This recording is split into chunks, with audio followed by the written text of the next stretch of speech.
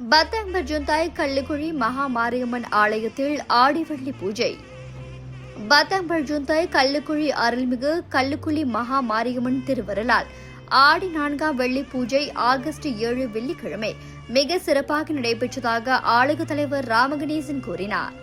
இந்நிலையில் ஆடிவள்ளி மாலை நேர சிறப்பு பூஜை ஆகஸ்ட் 7 வெள்ளிக்கிழமை மிக சிறப்பாக நடைபெற்றது. இந்த ஆடி மாதத்தை முன்னிட்டு கள்ளுக்குழி அருள்மிகு மகா மாரியம்மன் ஆலயத்தில் மாலை நேர சிறப்பு நிகழ்வாக மாலை 7:30 மணிக்கு அம்மனுக்கு நீல பட்டாடை அணிவித்து கருமாரியம்மன் அலங்காரத்தோடு அம்மன் சன்னதியில் உகந்த நவராத்திரி எந்திர வடிவில் 308 எலுமிச்சை கனி தீபம் ஏற்றப்பட்டு ஆடிவள்ளி பூஜை நடைபெற்றது.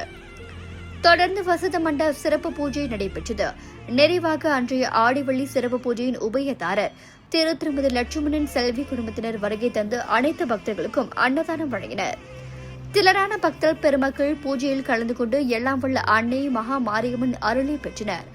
ஆலய தலைவர் ராமகணேசன் ஆடிவள்ளி பூஜைகளை முன்னின்று ஏற்பாடு செய்திருந்தார்.